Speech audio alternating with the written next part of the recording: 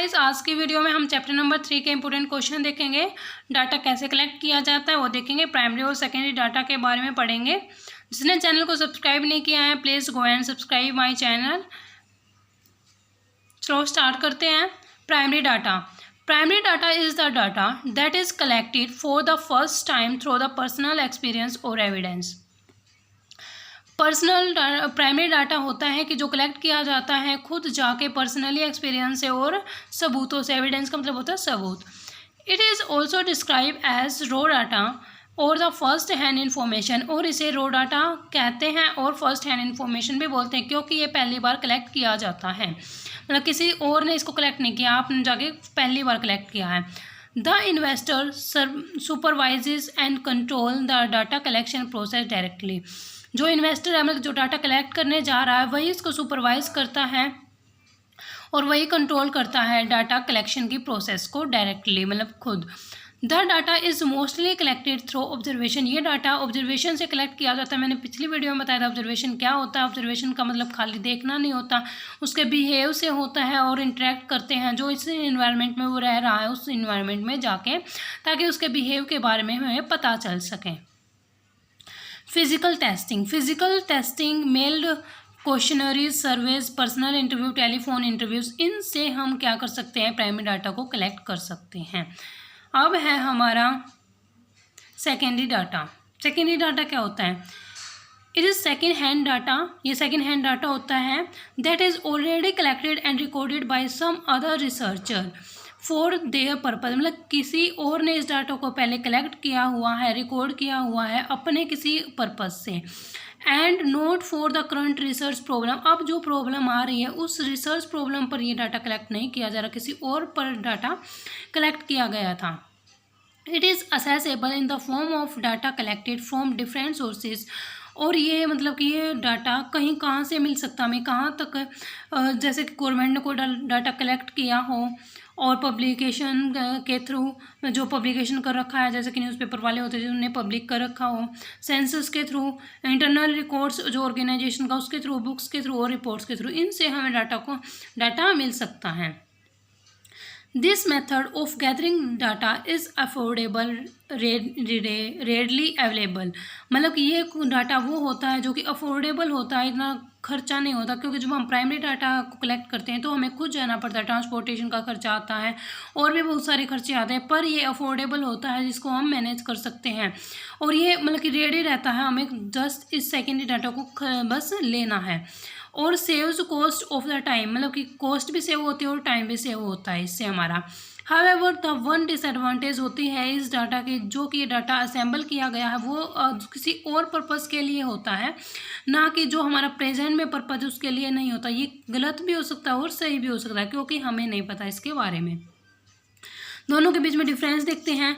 ये कलेक्ट किया जाता है जो primary data first time original होता है और इसे रॉ मटेरियल की फॉर्म में कलेक्ट किया जाता है ये, और ये है ऑलरेडी कलेक्टेड होता है ये, और ओरिजिनल नहीं होता और फिनिश फॉर्म में होता है। तो ये था हमारा प्राइमरी और सेकेंडरी का meaning.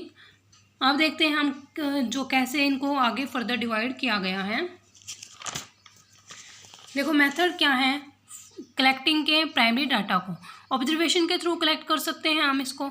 In this method a research collect data by observing the activities of the interviewer. इसमें बताया गया है जो इंटरव्यूअर होता है, मतलब जो इंटरव्यू देने आया हुआ है, उससे हम कलेक्ट करते हैं डाटा को, उसको ऑब्जर्व करके उसकी एक्टिविटीज़ को। Okay, observation is nothing, observation कुछ नहीं होता but watching the behaviour of the participant carefully. Observation होता है कि जो पर्सन आया हुआ है और जो पार्टिसिपेंट है उसके बिहेवियर को अच्छे से देखना। Few processes of the observation are, मतलब कुछ प्रोसेस होते हैं ऑब्जर्वेशन के, क्या, सेंसेशन, अटेंशन एंड परसेप्शन। अब देखते हैं इसके मेरिट्स क्या होते हैं। This method is stable for intensive study and provide raw material for the deep study. इसमें बताया गया ये स्टेबल होता है इंटेंसिव स्टडी के लिए और रॉ मटेरियल को डीप में स्टडी करने के लिए। सेकेंड पॉइंट है ये मेथड स्टेबल होता है where the participant are reluctant to share information, जहाँ पर जो पर्सन है अपने इन्फॉर्मेशन को शेयर करने के लिए, मतलब कि वो शेयर करने के लिए अवेलेबल है, या मतलब कि उनका इंटरेस्ट है उसमें, और ये मेथड क्वाइट इकोनॉमिकल होता है। डीमेरिट्स क्या है इसकी? जो observer must be an expert होना चाहिए, जो ऑब्जर्वर है, जो मतलब कि ऑब्जर्व करने वाला है, एक एक्सपर्ट होना चाहिए, otherwise he can't predict accurately. अगर वो एक्सपर्ट नहीं होगा तो उसे अच्छे से नहीं पता चलेगा, वो एक्यूरेटली नहीं बता सकता कि ये इन्फॉर्मेशन कलेक्ट मतलब कि इस तरीके से हम जो ये पर्सन इस तरीके का, तो अच्छे से ऑब्जर्व नहीं कर पाएगा। और ये मेथड स्टेबल नहीं होता है एक्सटेंसिव स्टडी पर्पस के लिए, मतलब कि आगे हम स्टडी कर सकें उसके लिए स्टेबल नहीं है। और there is chance of wrong predictions, मतलब कि गलत प्रेडिकेशन भी कर सकते हैं, हो सकती है इससे। अगर पार्टिसिपेंट अपना बिहेव मतलब कि वो उसका रेशनली नहीं होता, मतलब कि उसका बिहेव आपको कुछ दिखा रहा है, दूसरों को कुछ दिखा रहा है, तो वह भी जो प्रेडिकेशन है वो भी गलत निकल सकती है। और ये मेथड रिलायबल नहीं होता और जनरली फॉलो नहीं किया जाता बहुत सारी ऑर्गेनाइजेशंस के द्वारा। नेक्स्ट है इंटरव्यू मेथड। इंटरव्यू मेथड में होता है कि इंटरव्यू लेकर हम पर्सन के बारे में जान सकते हैं। This method of collecting data is one of the most popular and important. ये बहुत पॉपुलर और इम्पोर्टेंट होता है interview method. An interview is the meeting of two person. Interview क्या होता है? दो पर्सन की मीटिंग होती है जहाँ पर वो लोग क्या करते हैं, ट्राई करते हैं गैदर करने की इन्फॉर्मेशन को, एक दूसरे की इन्फॉर्मेशन को गैदर करने की। कैसे करेंगे? By asking simple questions. There may be direct personal interview. Direct personal interview भी हो सकता है, इनडायरेक्ट भी हो सकता है। डायरेक्ट कैसे है कि पर्सनली जाकर या वो पर्सन आकर हमारे पास इंटरव्यू दे, या इनडायरेक्ट जैसे कि फ़ोन से हम कर सकते हैं, ठीक है। नेक्स्ट है सेकंड मेरिट्स इसमें हाई रिस्पॉन्स रेट्स होते हैं, और this method is quite reliable और वैल्यूएबल होता है, और ये फ्लेक्सिबल होता है। और question can be asked according to facial expression. जो क्वेश्चन है वो पूछे जा सकते हैं उसके फेशियल एक्सप्रेशन को देखकर। डीमेरिट्स क्या है? जो इंटरव्यूअर है वो मस्ट बी ट्रेन प्रोफेशनली। जो इंटरव्यू ले रहा है वो ट्रेन होना चाहिए प्रोफेशनली। और ये मेथड एक्सपेंसिव होता है और टाइम कंज्यूमिंग भी होता है। It can't be used when the field of inquiry is large. जब ज़्यादा इंक्वायरी करनी होती है तो उसमें स्टेबल नहीं होता कि हम हर एक पर्सन के पास वन बाय वन जाएंगे और उनसे पूछेंगे, तो ये बहुत बड़ी प्रोसेस हो जाएगी, तो इसमें स्टेबल नहीं होगा। नेक्स्ट थर्ड पॉइंट है रिपोर्टर्स के through. Under this method reporters and the correspondents are appointed in different areas to collect data and information about a particular matter. इसमें बताया गया रिपोर्टर्स को अपॉइंट किया जाता है किसी मतलब डिफरेंट एरियाज़ में कि यहाँ से कलेक्ट करो डाटा को, इन्फॉर्मेशन कलेक्ट करो इस मैटर के regarding. This method is generally employed by government. ये मेथड मतलब कि जो किया जाता है वो किसके? गवर्नमेंट के डिपार्टमेंट के द्वारा, या न्यूज़पेपर्स वालों के द्वारा, रेडियो टीवी वालों के द्वारा रिपोर्टर्स वाला मेथड किया जाता है। मेरिट्स क्या है? ये बहुत एक्सपेंसिव होता है। As many reporters had appointed, जैसे कि बहुत सारे रिपोर्टर्स को अपॉइंट किया जाता है तो ये बहुत एक्सपेंसिव हो जाता है। इकोनॉमिकल होता है। इन्फॉर्मेशन कलेक्ट की जाती है इजीली और क्विकली। इन्फॉर्मेशन वाइड और जो लार्ज एरिया से कलेक्ट कर सकते हैं इसके थ्रू। अब डीमेरिट्स क्या? एक्सपेंसिव है, जैसे कि रिपोर्टर्स को अपॉइंट किया जाता है, टाइम ज़्यादा लगता है और रिलायबल भी नहीं हो पाते। नेक्स्ट है क्वेश्चनर मेथड से। Under this method, a list of questions is sent to the informants requesting them to answer. इसमें कहा गया है कि एक लिस्ट भेज दी जाएगी जिससे हमें डाटा कलेक्ट करना है कि भाई ये क्वेश्चन है, आप इनको फिल करके प्लीज़ दे दो। क्वेश्चन सेंड कर दिए जाएंगे आइदर बाय पोस्ट के थ्रू या पर्सनल ईमेल के through. Questions are prepare according to the interest of respondent. जो रिस्पॉन्स करेगा उन क्वेश्चंस को उसके अकॉर्डिंग, उसके इंटरेस्ट के अकॉर्डिंग क्वेश्चन प्रिपेयर किए जाते हैं। ही सी इज़ रिक्वायर्ड टू आंसर, मतलब कि जो क्वेश्चन होते हैं वो मतलब लड़का हो या लड़की हो उसे क्वेश्चन को ऑनेस्टली मतलब ईमानदारी से फिल करना होगा। मेरिट्स क्या है? ये स्टेबल होगा कवर करने के लिए वाइड रेंज को, ठीक है। इकोनॉमिकल होता है, रिलायबल होता है, करेक्ट भी होता है, और करेक्ट इन्फॉर्मेशन कॉन्क्रीट इन्फॉर्मेशन में बी कलेक्टेड। टाइम कंज्यूमिंग भी होता है। जो इन्फॉर्मेंट है may not answer the question honestly भी नहीं देते। देखो यहाँ रिलायबल और कॉन्क्रीट इन्फॉर्मेशन में भी कलेक्टेड होती है, यहाँ पे करेक्ट नहीं बोला है, यहाँ पे मतलब करेक्ट भी ऑनेस्टली दे भी या अन्य भी दे, ठीक है। नॉट एप्लीकेबल टू अनएजुकेटेड, जो मतलब कि पढ़े लिखे लोग नहीं वो कैसे क्वेश्चंस को फिल करेंगे, कैसे पढ़ेंगे, उनको नहीं पता, तो ये एक डिसएडवांटेज हो जाती है।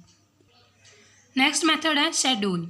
It is also a type of questionnaire, एक टाइप है क्वेश्चनरी का जो कि सेंड किया जाता है इन्फॉर्मेंट्स को, asking them to reply the questions. उनको बोला जाता है कि इन क्वेश्चंस के रिप्लाई दो। जनरली इन्फॉर्मेंट्स और रिसर्चर, जो इन्फॉर्मेंट्स और रिसर्चर्स हैं, are collect information from the informants. Researchers और इन्फॉर्मेंट्स से वो कलेक्ट करते हैं डाटा को इन्फॉर्मेंट्स से। Here researcher fill the question, जो रिसर्चर्स होते हैं वो क्वेश्चन को लिखते हैं। एमेरिट्स क्या है कि एप्लीकेबल होता है ये अनएजुकेटेड पीपल के पास, क्योंकि वो जाते हैं उनके पास, उनसे बताते हैं कि भाई ये हैं, आप उनसे पूछते हैं, फिल वही करते हैं, ठीक है, जो रिसर्चर्स होते हैं। ये स्टेबल होता है, एक्सटेंसिव स्टडी मतलब फर्दर स्टडी भी कर सकते हैं हम इससे। रिसर्चर्स विजिट करते हैं इन्फॉर्मेंट्स के बाद पर्सनली कलेक्ट करने के लिए डाटा को। एक्सपेंसिव होता है, टाइम ज़्यादा लगता है क्योंकि हम उनके पास जाते हैं, उनसे पूछते हैं, ठीक है। इन्फॉर्मेंट्स में नोट भी रिस्पॉन्ड, कि वो ऑनेस्टली बता भी सकता है या नहीं भी बता सकता, वो उसकी मर्जी है। ये रिलायबल भी होता है और ना भी होता है। ये थे हमारे प्राइमरी डाटा के। अब देखें secondary data. Sources to collect secondary data, published, unpublished, electronics. देखो पब्लिश डाटा कौन सा होता है? पब्लिश डाटा होता है जो पब्लिश कर रखा हो। There are number of national governments, there are number of national organisation कौन सी, जैसे गवर्नमेंट, सेमी गवर्नमेंट, प्राइवेट होगी।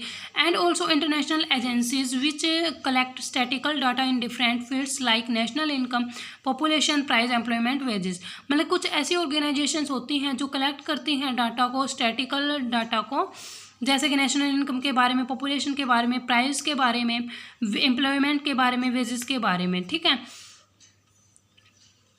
इसमें बताया गया फिर आगे, these reports are published on the regular basis पे की जाती है, जैसे कि एनुअली कर ली, क्वार्टरली कर ली, मंथली कर ली, ऐसे ये पब्लिश की जाती हैं। इसमें कौन कौन सी आती है, जैसे कि सेंट्रल गवर्नमेंट आ गई हमारे, सेमी गवर्नमेंट आ गई, पब्लिकेशन ऑफ रिसर्च इंस्टीट्यूशंस आ गए हमारे, इंटरनेशनल पब्लिकेशन WHO, UNO और WTO, मतलब कि ये कुछ ऐसे ऑर्गेनाइजेशंस हैं, नीचे दिए हुए देख लो आप, न्यूज़पेपर वाले हो गए, ट्रेड वाले हो गए, प्राइवेट हो गए। मतलब इसमें बोल रखा सेकेंडरी वाले में हम खुद नहीं जाते, जो और दूसरे पब्लिशर्स हैं वो पब्लिश कर देते हैं इन्फॉर्मेशन को, वहाँ से हम कलेक्ट कर लेते हैं इनको। अब देखते हैं unpublished source of data. When data collected by someone is not publish, मतलब कलेक्ट तो किया गया है डाटा पर पब्लिश नहीं किया गया। And is taken by other persons, दूसरे पर्सनस के द्वारा लिया जाता है for the purpose of investigation, then such data is collect unpublished data.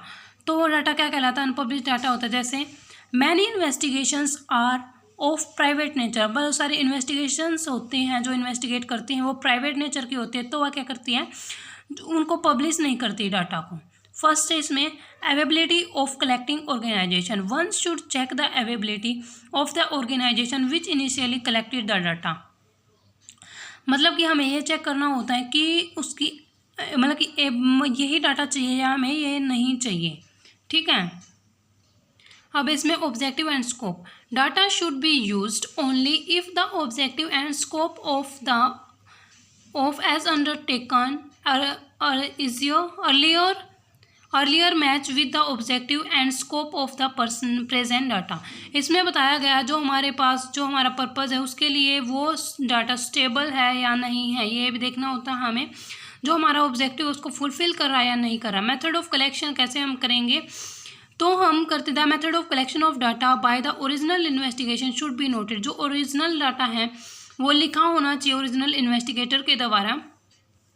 और the method adopted must match the nature of investigation, मतलब जो हम सर्च कर रहे हैं उससे मैच हो रहा है या नहीं हो रहा। Time and condition of the collection, one should also make sure of the period of investigation as well as the condition of investigation. Data collected during war time may not be stable to generate certain facts during the peace facts. इसमें बताया गया है जिस time पर हम data को collect किया जा रहा है उसी टाइम पर जो प्रॉब्लम है उसी को सोल्व कर सकता है वो। जैसे कि हमने वॉर टाइम पे कोई डाटा कलेक्ट किया था तो वो आज तो स्टेबल नहीं है ना, ठीक है, इसमें ये था। अब accuracy of the data should also be check, accuracy भी चेक की जानी चाहिए हमें डाटा की वो ठीक भी है या नहीं। If the available data don't confirm to the requirement of the degree of the accuracy, अगर वो नहीं है तो हम उस डाटा को लेना नहीं पसंद करेंगे, ठीक है। ये था हमारा चैप्टर नंबर 2, इसमें एक सेंसस का टॉपिक और है वो और देख लेंगे हम बाद में। आज की वीडियो यहीं पर एंड करते हैं। Please subscribe my channel and like the video, share the video. and press the bell icon. Thank you guys for watching my video.